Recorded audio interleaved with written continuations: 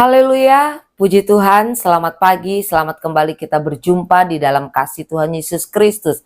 Pagi hari ini kembali mari kita mempersiapkan hati kita membuka hati untuk kita sama-sama belajar firman Tuhan. Namun sebelumnya kita akan berdoa bersama. Terpujilah Engkau Allah yang baik, kami bersyukur, kami berterima kasih kembali saat pagi hari ini. Karena kasih setia Tuhan yang tidak pernah habis di dalam setiap kehidupan kami.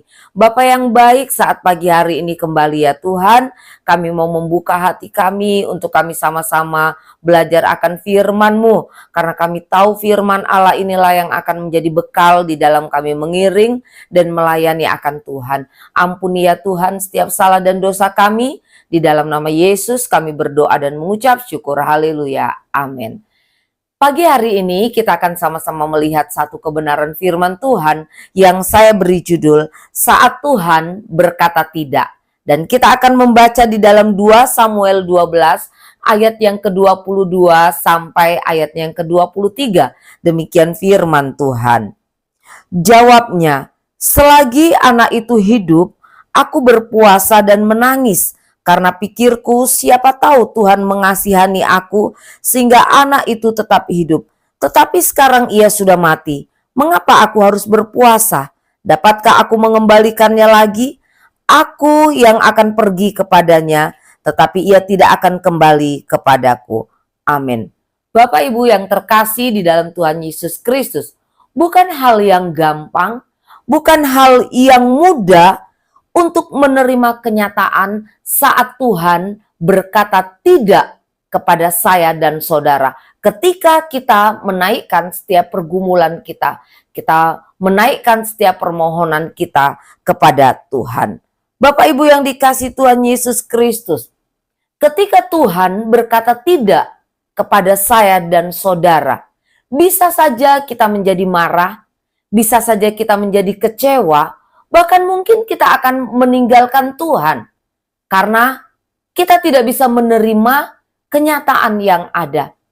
Hati kita tidak bisa menerima jawaban Tuhan yang adalah tidak atas setiap seru doa yang kita naikkan kepadanya.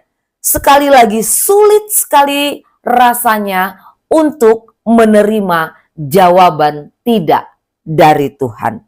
Setiap kita tentunya mempunyai satu pengharapan ketika kita berdoa kepada Allah, ketika kita membawa setiap pergumulan kita kepada Tuhan, maka kerinduan kita, harapan kita, Tuhan itu mendengar, Tuhan itu menjawab seperti apa yang kita mau, seperti apa yang kita inginkan, seperti apa yang kita doakan kepada Tuhan.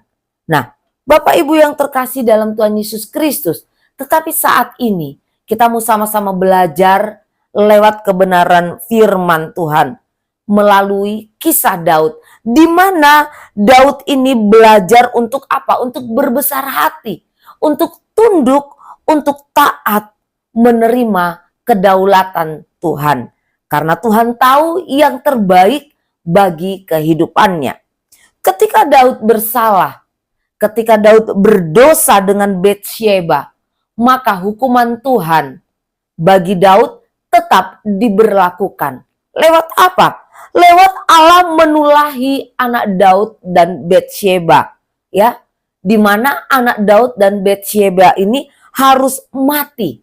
Selama anak ini hidup, firman Allah berkata, yang dilakukan oleh Daud adalah berdoa, memohon kepada Allah, berpuasa, ya, berharap belas kasihan Tuhan, kemurahan Tuhan, supaya apa? Supaya tulah itu tidak berlaku atas anak Daud dan Batsyeba. Namun demikian, Bapak Ibu yang terkasih di dalam Tuhan Yesus Kristus, ya, Allah berkata tidak kepada doa yang dinaikkan oleh Daud di hadapan Allah. Ya, menerima kenyataan yang seperti ini, apa yang dilakukan oleh Daud? Daud secara daging bisa saja dia menjadi marah kepada Allah. Bisa saja dia tidak melakukan tugas tanggung jawabnya sebagai seorang raja. Bisa saja dia ngambek. Bisa saja dia meninggalkan Tuhan, mengabaikan tugas dan tanggung jawabnya sebagai seorang raja. Ya, bisa saja dia melakukan hal-hal tersebut, tetapi tidak demikian yang dilakukan oleh Daud. Daud menyadari bahwa Tuhan adalah Allah yang berdaulat atas setiap kehidupan kita.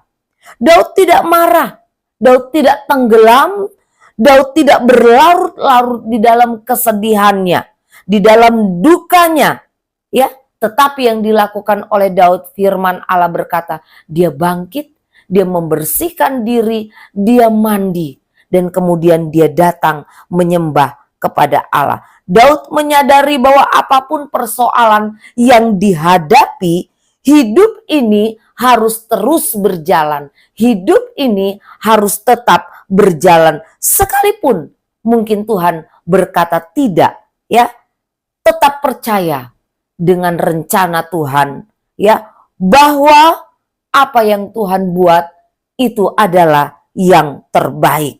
Bapak Ibu yang terkasih dalam Tuhan Yesus Kristus, jikalau hari-hari ini, ya, di tengah-tengah pergumulan kita, di tengah-tengah doa yang kita bawa kepada Tuhan, yang kita naikkan kepada Tuhan, jawaban tidak, itu mungkin Tuhan izinkan untuk kita terima. Mari belajar, jangan marah, jangan patah semangat, jangan kecewa, jangan tinggalkan Tuhan, jangan lupakan Tuhan, tetapi belajar, tetap percaya. Karena apa? Di balik jawaban tidak, Tuhan punya rancangan yang indah bagi saya dan saudara.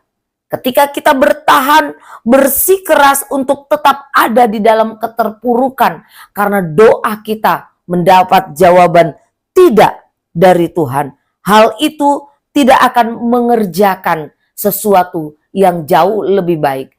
Hal itu tidak akan menghasilkan sesuatu yang jauh lebih indah. Tidak akan merubah keadaan, tidak akan merubah situasi menjadi lebih baik.